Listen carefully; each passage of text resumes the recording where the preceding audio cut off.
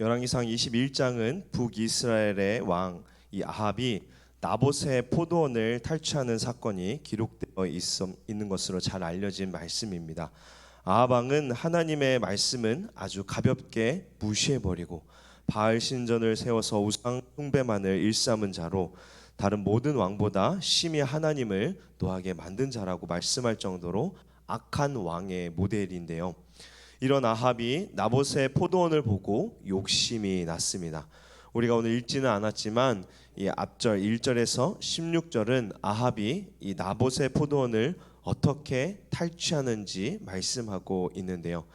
1절에 나봇을 소개할 때 이스라엘 사람 나봇이라고 소개하며 그가 소유한 포도원이 이스라엘에 있다고 설명합니다. 즉 조상의 대를 이어서 포도원을 경작하는 농부였습니다. 나봇이 조상 대대로 경작하던 포도원을 아합 왕이 보고 마음에 들어 포도원을 달라고 요구합니다. 아합 왕은 포도원이 좋아서 달라고 한 것이 아닙니다. 아합 왕은 그 땅을 채소밭으로 삼도록 하기 위하여 달라고 요구했는데요. 아합 왕은 대신 아름다운 포도원을 주거나 그 값을 돈으로 대신 주겠다고 나봇에게 말하죠. 이 말을 들은 나봇은 하나님의 말씀에 입각하여서 거절합니다. 왜냐하면 당시 이스라엘 백성들이 소유한 땅은 세속적인 측면, 즉 삶을 살아가기 위한 경제적 자산이기도 했지만 그 이상으로 구원과 관련해서 땅은 하나님의 약속의 기업이었기에 하나님의 뜻에 거슬러 땅을 매매하거나 양도하지 않았던 것입니다. 레위기 25장 23절에도 이렇게 말씀하는데요. 토지를 영구히 팔지 말 것은 토지는 다 내 것임이니라. 너희는 거류민이요 동거하는 자로서 나와 함께 있느니라. 이런 말씀의 이유로 나봇은 아합의 정당한 요구에도 거절했던 것입니다. 이제 거래가 성사되지 않자 아합은 어린아이가 떼쓰는 것처럼 식사도 아니하고 불쾌해했습니다. 그의 아내 이세벨이 아합에게 왜 그런지를 묻자 아합은 신앙적 이유로 거절한 나봇의 말을 이제 고의적으로 왜곡하며 이세벨에게 자신의 상황을 설명합니다. 이를 들은 이세벨은 어떻게 합니까? 이스라엘 나라에 왕권을 행사하라고 말하며 나봇을 죽이도록 이를 꾸미는데요. 이세벨은 이방 여인으로 아합이 백성의 눈치를 보는 것을 매우 답답하게 여겼습니다. 왜냐하면 당시 이방 나라들은 왕이 절대 권력을 가지고 있었고 또 왕이 나라에서 하지 못하는 것이란 있을 수 없었습니다. 이런 절대 권력을 경험했던 이세벨은 권력을 누리지 못하는 아합이 당연히 어리석게 보였던 것입니다. 이 이세벨은 나봇이 하나님과 왕을 저주했다는 죄목을 뒤집어 씌워 돌로 쳐 죽이도록 음모를 꾸밉니다. 이세벨의 관계를 보면은 하나님의 율법과 경건의 형식을 이용하는 것을 볼 수 있는데요. 즉 사람을 살리는 일이 아니라 자신의 사욕을 위해 사람을 죽이는 일에 하나님의 율법을 사용하는 것입니다. 이세벨은 불량자 두 사람으로 거짓 증언하게 해서 나봇이 하나님과 왕을 저주했다고 몰아가 결국에는 그뿐 아니라 그의 자녀들까지 돌로 쳐 죽이도록 하여서 아합으로 이 포도원을 차지하도록 합니다. 이세벨은 이방 여자였고 극렬한 우상 숭배자였지만 동시에 하나님의 율법도 꿰뚫고 있는 여자였던 것이죠. 이런 자가 하나님의 말씀을 어떻게 이용합니까? 그녀는 아합이 나봇의 포도원을 차지하도록 율법을 이용하여 나봇을 합법적으로 죽이고 아합이 순조롭게 취하도록 했던 것입니다.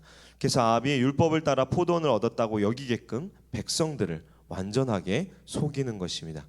하나님의 말씀을 지키려고 했던 나봇이 비참하게 죽어 빼앗기고 오히려 간악한 아합과 이세벨은 포도원을 탈취하게 되는 아합과 이세벨의 죄가 완전히 가려지게 되는 말도 안 되는 일이 1절에서 16절까지 벌어지게 되죠.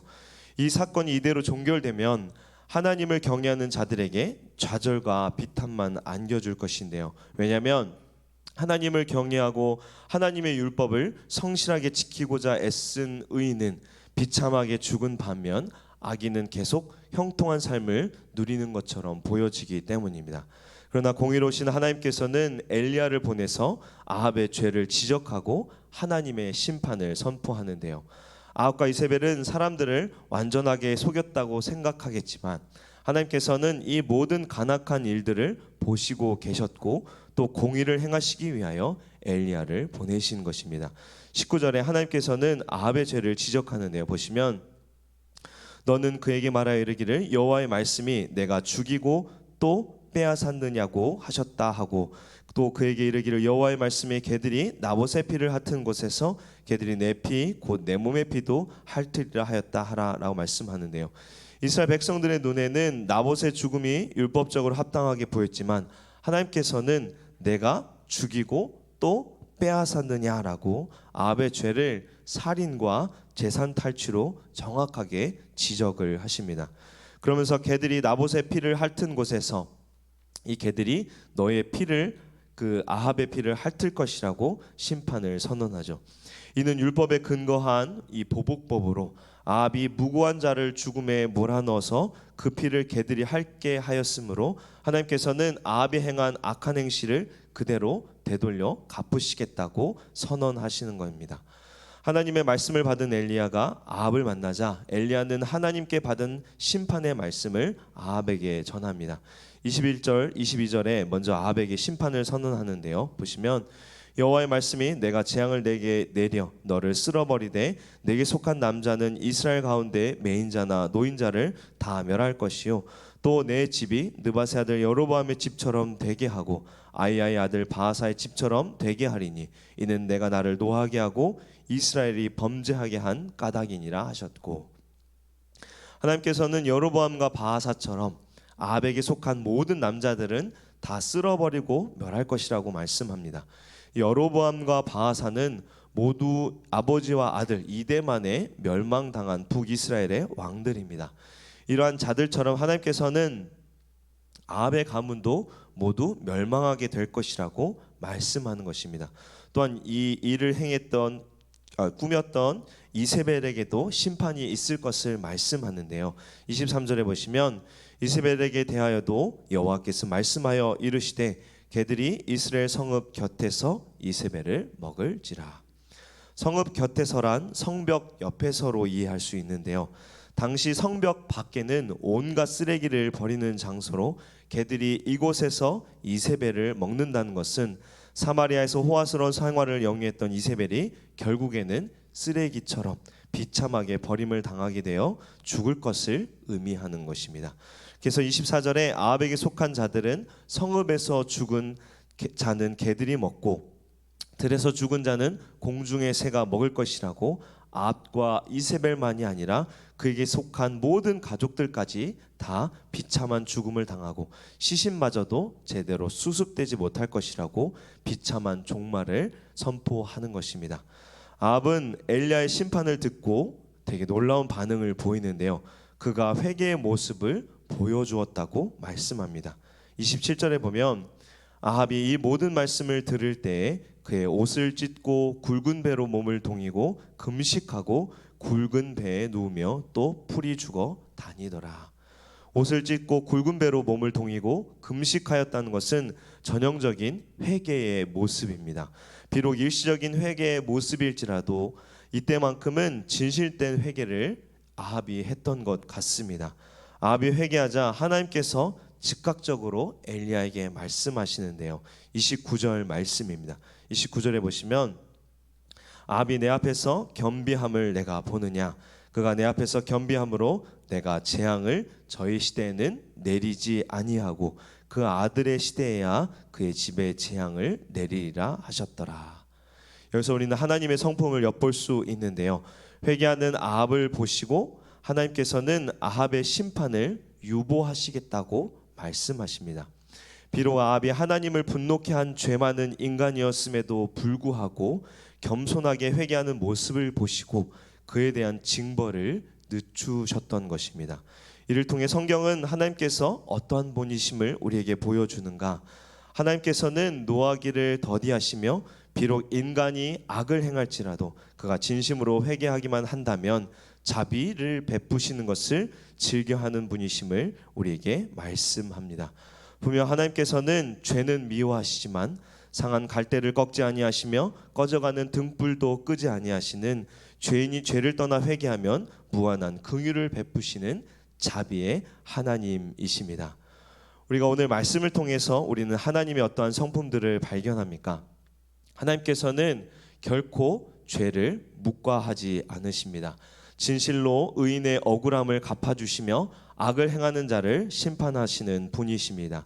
그렇게 오늘 말씀에서 하나님께서는 하나님의 말씀을 지켰지만 비참하게 죽은 나봇의 억울함을 아합에게 반드시 갚으실 것을 말씀하고 또 이루십니다. 여기에 우리의 소망이 있죠. 하나님은 분명히 살아계시며 오늘도 불꽃 같은 눈으로 감찰하고 계시며 진실하게 심판하십니다. 하나님은 그때나 지금이나 영원토록 졸지도 주무시지도 아니하시고 이 땅의 모든 죄들을 보고 계십니다. 그리고 언젠가 때가 되면 모든 것을 밝히고 영원한 공의로 심판해 주실 것입니다. 우리는 이러한 사실을 기억하며 아무리 어둡고 암울하여도 끝까지 인내하고 우리의 믿음을 지키며 살아가야 할 것입니다. 또한 하나님은 자비하셔서 죄인이 회개하는 것을 기뻐하시며 사랑과 자비의 은혜를 베푸시는 분이심을 말씀하는데요. 회개한 아합에게 자비를 베푸시는 하나님을 우리가 오늘 봅니다. 이처럼 하나님께서는 공의로서 죄를 심판하시지만 자신의 죄를 인정하고 회개하는 자에게 사랑을 베푸심으로 다시 기회를 제공해 주십니다. 우리 역시도 비록 죄를 범할지라도 회개함으로 하나님께 나아가는 자들이 되기를 원합니다. 반드시 하나님께서는 우리의 죄를 깨끗하게 씻어주시고 다시금 하나님의 은혜 안에 머물도록 자비를 베풀어 주실 것입니다. 이 공의로우시며 자비로우신 하나님을 오늘도 기억하고 굳건하게 믿음으로 하나님 안에서 오늘 하루도 승리하며 충만한 은혜를 누리는 우리 모두 되기를 주님의 이름으로 축원합니다. 함께 기도하겠습니다. 공의로우시며 자비로우신 하나님, 오늘 열왕기상 21장의 말씀을 통해 우리가 하나님께서 죄를 반드시 심판하시며 죄를 회개하는 자들에게 자비를 베푸시는 하나님임을 보았습니다. 우리가 이 세상에서 살아가면서 악인의 형통을 부러워하거나 하나님께서 죄를 갚아주시지 않는다고 원망하는 자들 되지 않게 하시고 어떠한 상황에서도 인내하며 믿음을 끝까지 지키는 자들 되게 하여 주시옵소서. 또한 날마다 하나님 앞에 회개하며 하나님께 나아가 하나님의 크신 사랑을 충만히 경험하며 하나님의 놀라운 사랑을 전하는 우리 모두 되도록 은혜 베풀어 주시옵소서. 감사드리며 우리를 죄에서 구원하신 예수 그리스도 이름으로 기도합니다. 아멘.